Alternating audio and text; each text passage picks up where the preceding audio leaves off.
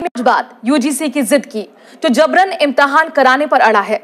देश में कोरोना के कहर से पूरा सिस्टम गड़बड़ा गया है। शिक्षा तंत्र बुरी तरह से प्रभावित हुआ है।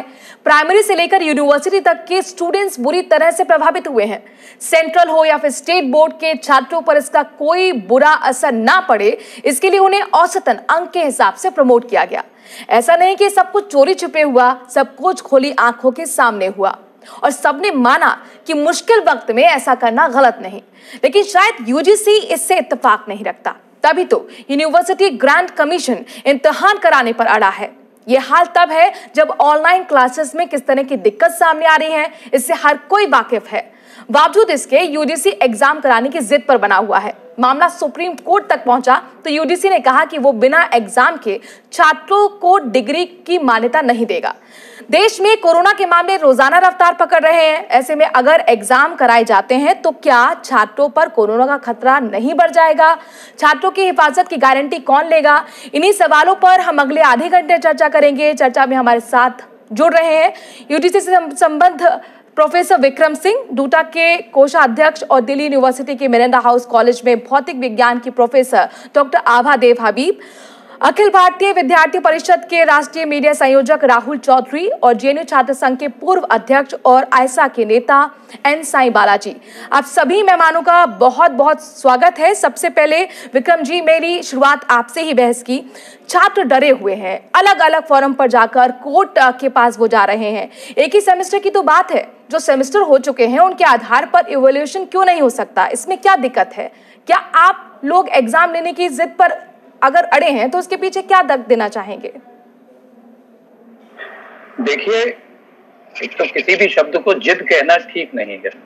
अगर यूजीसी कोई बात करती है, कोई भी नियामक संस्था अगर किसी विषय की बात करती है तो वो उसकी जिद नहीं होती है, वो उसका एक रास्ता ढूंढ रही होती है कि क्या ऐसा हो सकता है। अगर जिद होती तो वो ये कहते कि हमें जून में ही करानी है, अगर जिद होती तो वो कहते कि हमें जुलाई में ही करानी है। कोई नियामक संस्था ने ये नहीं कहा कब करानी है, उन्होंने कहा कि परिस्थिति के अनुसार। पहले बात थी किसी समय पर कि जब लॉकडाउन हट जाएगा, जब एग्जाम होंगे। उसके बाद आई कि नहीं, अभी स्थिति ठीक नहीं है, अभी स्कूल कॉलेजेस बंद रहेंगे। अनलॉक में भी ये बात निकल के आई, उसके दिशा निर्देश में आई। तो उसी हिसाब से नियामक संस्था ने अपने विचारों में परिवर्तन किया। अभी के लिए जो बात आई थी उसमें था कि 30 सितंबर तक एग्जाम करा लिए जाए। पारिस्थितिक चीजें हमेशा निर्भर करती हैं, सारी परिस्थितियों के हिसाब से काम होता है। इसे एक तो जिद शब्द कहना बिल्कुल भी उचित नहीं होगा। विद्यार्थियों के लिए ही जो बाकी सारे सेमेस्टर के विद्यार्थियों को प्रमोट किया जा रहा है, अगर फर्स्ट ईयर, सेकेंड ईयर, हम इसलिए कह रहे हैं क्योंकि कई छात्र संगठन, कई शिक्षक संगठन अगर प्रमोट हो रहे हैं, आपकी बात से इत्तेफाक नहीं रखते हैं। वो सुप्रीम कोर्ट तक पहुंचे, हाई कोर्ट तक पहुंचे और हर दिन हमें अपडेट यही मिल रहा है। उन लोगों का यही कहना है कि बहुत सारी परेशानी ऑनलाइन एग्जाम में आ रही है। ऑफलाइन एग्जाम की तो बात ही छोड़ दीजिए, फिर तो ये उनके स्वास्थ्य के साथ परेशानी हो जाएगी, उनके साथ खिलवाड़ हो जाएगा। पेरेंट्स डरे हुए हैं, छात्रों की साइकोलॉजी पर असर पड़ रहा है। तो उस साइकोलॉजी के साथ आपको लगता है कि वाकई न्याय हो रहा है छात्रों के साथ? अभी ऐसा कुछ भी नहीं हुआ है जिससे कहा जाए कि अन्याय हो रहा है। क्या अभी परीक्षा हो गई है? क्या परीक्षा का मॉड्यूल तय करके दे दिया गया है कि आपको इसी तरीके से परीक्षा करानी है? परीक्षा कराने के बहुत सारे विकल्पों पर बात हुई जी, वो किसी पे अभी भी नहीं गई। अभी विकल्पों की बात चल रही है, ये हमें भी पता है। डीयू का सर ऑनलाइन एग्जाम शुरू हो गया है। 10 अगस्त को पहला एग्जाम था, मैं आपको बता दूं। बहरहाल अब बढ़ते हैं आगे। एनसाई वाले जी, मेरा आपसे सवाल है, स्टूडेंट के फ्यूचर को ध्यान में रखते हुए एग्जाम कराया जा रहा है, तो फिर एतराज क्यों है? एक साल बर्बाद होने से भी तो बचाया जा रहा है। मुझे तो उनका रिस्पॉन्स बड़ा क्यूट सा लग रहा था यूजीसी का, इसमें कोई प्रॉब्लम नहीं है। मुझे क्यूट इसलिए लग रहा था क्योंकि उन्होंने इस पूरे पैकेज को इस तरीके से रखा कि स्टूडेंट की नुकसान नहीं है। दरअसल स्टूडेंट के फायदे में नहीं, बल्कि कुछ एजुकेशन कंपनियां जो हैं, जो टेक्नोलॉजी बेचते हैं सरकार को या प्राइवेट कंपनियों को, उनको फायदा देने के लिए यूजीसी का निर्णय है। कैसे है मैं बताता हूँ। यूजीसी का ही निर्णय था जून के महीने पे कि पैंडेमिक के दिमाग रखते हुए हम लोग एग्जाम को पोस्टपोन करेंगे, बट अनफॉर्चुनेटली जुलाई आते आते उनका ओपिनियन बदल जाता है। इसलिए बदलता है क्योंकि सरकार ने तय किया कि नेशनल एजुकेशन पॉलिसी को लाएंगे, उसमें डिजिटल और ऑनलाइन शिक्षा को सबसे ज्यादा प्रमुखता से साथ प्रमोट करेंगे। अब उसके लिए यूजीसी को इस्तेमाल किया जा रहा है थर्ड ईयर और फाइनल ईयर के एग्जाम के स्टूडेंट्स के साथ जिंदगी के साथ खिलवाड़ करते हुए कि एक्सपेरिमेंट फेल होगा या फ्लॉप होगा। अगर स्टूडेंट्स को हम अपने जिद से अगर उनको एग्जाम दिला देंगे, अगर कंपनियों को सौदा दे देंगे, जैसे जेएनयू में मैं बताता हूँ, असाइनमेंट्स जमा करने के लिए जवाहरलाल नेहरू यूनिवर्सिटी के वाइस चांसलर ने कंपनी के साथ टाई अप किया। कितने करोड़ों का सौदा है वो बता दे। दिल्ली विश्वविद्यालय में जो ओपन बुक एग्जाम कंडक्ट कराने के लिए अमेजॉन के एक क्लाउड बेस्ड सॉफ्टवेयर के साथ टाई अप हुआ है, कितने करोड़ का सौदा है बता दे। और जो स्टूडेंट्स ने एक्सपीरियंस किया ऑनलाइन एग्जाम को देते हुए, आप उनके टेस्टिमोनी खुद अगर चला देंगे ना टीवी में या यूजीसी को अगर पत्र में या वीडियो में किसी तरीके से भेज देंगे तो उनकी क्यूटनेस एक्सपोज हो जाएगा। बालाजी, आप जो ये आरोप लगा रहे हैं काफी गंभीर हैं, सौदेबाजी के आप आरोप लगा रहे हैं, कमर्शियल एंगल इसमें आपने जोड़ दिया है, तो कोई आधार है आपके पास इसका, कोई सबूत है आपके पास इसका? मैं कह रहा हूं मेरे पास ये सबूत है कि किन किन विश्वविद्यालयों ने पैंडेमिक के अवसर पे किन किन कंपनियों के साथ सौदा दिया। मैंने 2 विश्वविद्यालय का उदाहरण आपको दिया है। जेएनयू ने प्रेस रिलीज जारी किया कि किस कंपनी के साथ उसने सौदा किया है असाइनमेंट्स वगैरह करने के लिए।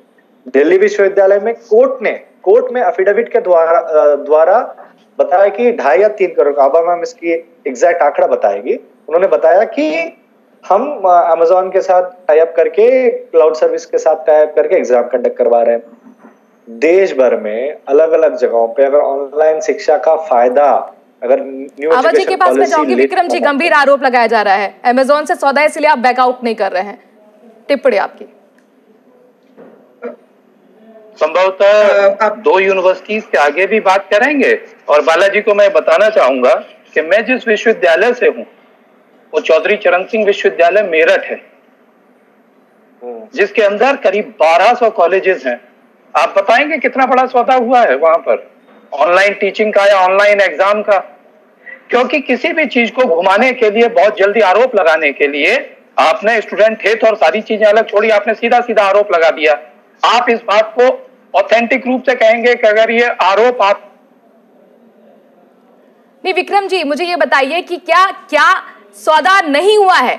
आप ये आरोपों को नकार रहे हैं। आभा जी के पास हम चलते हैं। आभा जी, 10 अगस्त को डीयू के ऑनलाइन का एग्जाम का पहला दिन था। सोशल मीडिया पर छात्रों के पोस्ट तमाम परेशानियों से भरे हुए थे। वेबसाइट क्रैश हो गई, इंटरनेट स्लो स्पीड का प्रॉब्लम था। शिक्षक के नजरिए से आप बताइए कैसा एक्सपीरियंस रहा, क्या छात्रों के साथ न्याय हुआ है? देखिए, बहुत ही इसमें मैं ये बताना चाहती हूँ कि छात्र परेशान हैं और शिक्षक भी परेशान हैं। और ये लड़ाई लगातार, जैसे ही 14 मई को दिल्ली विश्वविद्यालय ने बताया, दिल्ली विश्वविद्यालय ने कि हम ओपन बुक एग्जाम करवा रहे हैं, तब से लेकर शिक्षक और छात्र मिलकर इसका विरोध कर रहे हैं। और ये जो ओपन बुक एग्जाम है उसके 3 तो मॉक एग्जाम हुए और उसी में छात्रों को इतनी परेशानी हो गई, इतना एंजाइटी हो गया कि उन्हें पूरे सिस्टम पे कोई भरोसा ही नहीं रहा। और 10 अगस्त से जो एग्जाम हुआ, दोबारा से सबमिशन में प्रॉब्लम होना, साइट का क्रैश होना, ये तमाम इश्यूज सामने आए। और टीचर्स की तरह से मैं ये कहना चाहती हूँ कि इस एग्जाम की कोई क्रेडिबिलिटी ही नहीं। ओपन बुक तो एक बात है, हम यही नहीं पता कर पाएंगे कि छात्र ने खुद से अपनी किताबों या नोट से इस एग्जाम को किया है या साथ बैठ के कुछ लोगों ने किया है या किसी प्राइवेट ट्यूटर ने इस एग्जाम को लिख दिया स्टूडेंट के लिए। तो जिस एग्जाम की कोई क्रेडिबिलिटी ही नहीं। और देखिए, छात्र जो है घबराहट में पहले कुछ जो आंसर्स है बनाकर 4 क्वेश्चंस उसे करने हैं तो उनको अपलोड करने की कोशिश करता है, तो तीसरे में उसका जो है चौथे आंसर अपलोड करते हुए रुक जाता है मामला। फिर वो सबमिशन करता है ईमेल से, 1-2 ईमेल्स आ रही हैं एक ही स्टूडेंट की। आप कौन से सबमिशन को फाइनल सबमिशन मानेंगे और यूनिवर्सिटी कैसे उनको इकट्ठा करेगी? और क्या टीचर 3 गुना कॉपी जांच कर बच्चे को स्टूडेंट को जो है नंबर देगा? ये कोई हमें अभी तक व्यवस्था का समझ नहीं आ रहा। विक्रम जी, इन सवालों का जवाब दीजिएगा जो आभा जी पूछ रही है।